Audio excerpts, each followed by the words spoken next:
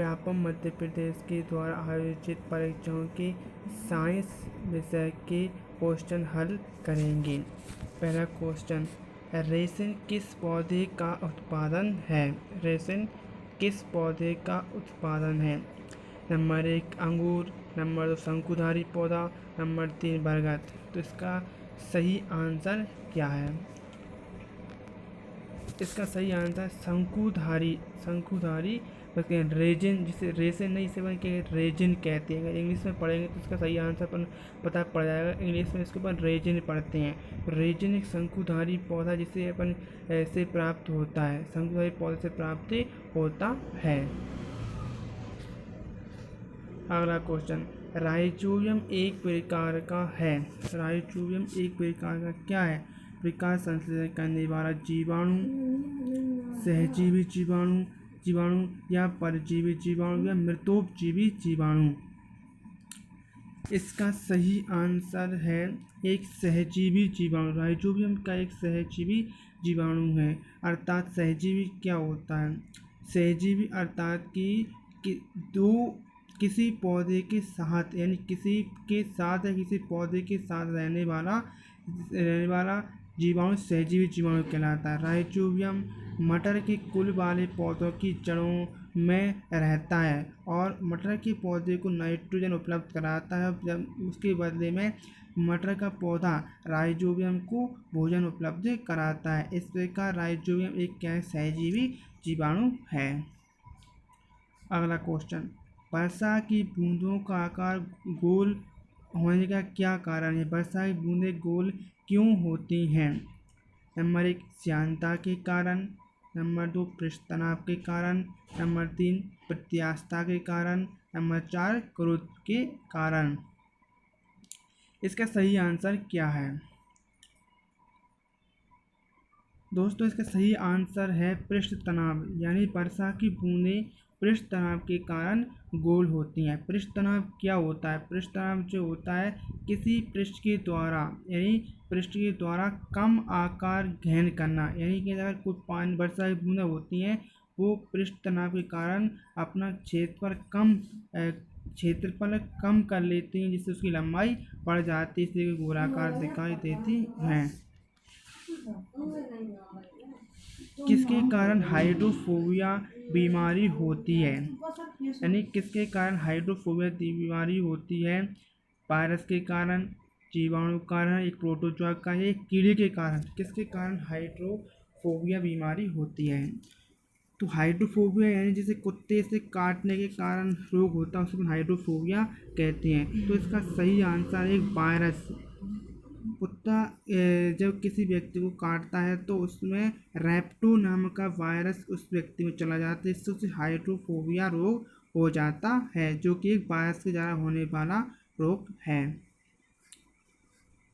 अगला क्वेश्चन, प्राकृतिक रबड़ किसका बहुलक है? प्रकृति में जो रबड़ पाई जाती है वो किसका बहुलक है? नंबर 1 आइसोप्रीन का, नंबर 2 स्टाइरिन का, नंबर 3 विनाइल एसीटेट का, या नंबर 4 प्रोपीन का। तो दोस्तों इसका सही आंसर है आइसोप्रीन, यानी जो प्राकृतिक रबड़ होती है वो आइसोप्रीन का बहुलक होती है, अर्थात जो आइसोप्रीन से बनती है प्राकृतिक रूप से। अगला क्वेश्चन, निम्नलिखित में से किस अणु के 1 ग्राम से सर्वाधिक एटीपी की ऊर्जा प्राप्त होती है? यानी कि जो नीचे 4 ऑप्शन दिए हैं इनमें से किसके से सबसे अधिक ऊर्जा प्राप्त होती है? प्रोटीन से, नंबर 2 कार्बोहाइड्रेट से, नंबर 3 वसा से, या नंबर 4 सभी से समान मात्रा में। तो दोस्तों इसका सही आंसर क्या है? इसका सही आंसर है वसा, यानी कि सबसे अधिक ऊर्जा हमको वसा से प्राप्त होती है। किससे प्राप्त होती है? वसा से प्राप्त होती है। वसा से प्राप्त होती है। प्रोटीन से हमें किसी प्रकार की ऊर्जा प्राप्त नहीं होती है, क्योंकि प्रोटीन मरम्मत करता है। कार्बोहाइड्रेट से ऊर्जा प्राप्त होती है, लेकिन जो वसा की तुलना में कम प्राप्त होती है। इसका सही आंसर क्या हो जाएगा? वसा। अगला क्वेश्चन, जल का सर्वाधिक घनत्व किस तापमान पर होता है?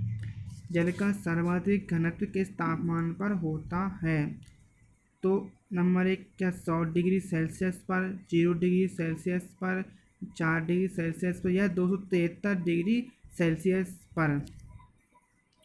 तो दोस्तों इसका सही आंसर है 4 डिग्री सेल्सियस पर। यानी जो जल है इसको अपन गर्म करते हैं तो 4 डिग्री सेल्सियस तक तो यह इसका प्रसार होता है, तो इसका आयतन आयतन बढ़ता चला जाता है। अगर जल को अपन 0 से 4 डिग्री सेल्सियस तापमान तक गर्म करते हैं तो इसका आयतन बढ़ता है, लेकिन 4 डिग्री सेल्सियस पर इसका आयतन बिल्कुल घट जाता है। यानी 4 डिग्री सेल्सियस का आयतन सबसे अधिक होता है, सबसे अधिक इसके जल के अणु सबसे अधिक पास पास आ जाते हैं। अगला क्वेश्चन, भारत के सुंदरवन किस प्रकार के वनों के उदाहरण है? यानी जो पश्चिम बंगाल राज्य सुंदरवन जंगल पाया जाता है, उस जंगल में कौन से वन सबसे अधिक पाए जाते हैं? जैसे शुष्क वन, पर्णपाती वन, ज्वारी वन या आर्द्र पर्णपाती वन, कौन से वन सबसे ज़्यादा पाए जाते हैं?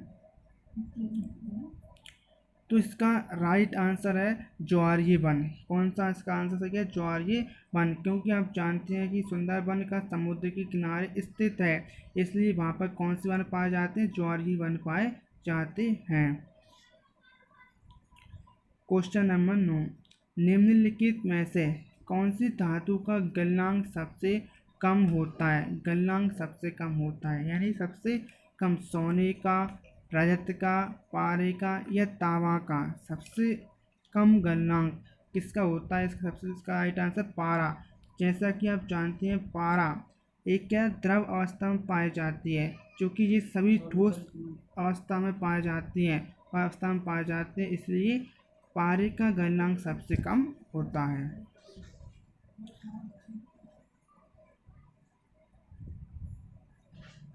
अगला क्वेश्चन, पर्यावरण में क्या सम्मिलित होता है?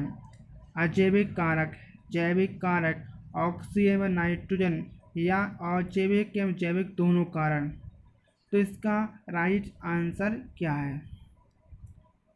दोस्तों इसका राइट आंसर होगा डी, यानी कि जैविक और अजैविक दोनों प्रकार के कारक सम्मिलित होते हैं। चूँकि ऑक्सीजन व नाइट्रोजन ये स्वयं ही कैसे एक अजैविक कारक के अंतर्गत आ जाते हैं, इसलिए इसका राइट आंसर क्या हो जाएगा अपना D. Question number 11, Carolus Linnaeus यानी कैरोलस लीनियस का वर्गीकरण का सिद्धांत है। प्राकृतिक कैरोलस लीनियस के द्वारा जो वर्गीकरण सिद्धांत है वो कौन सा है?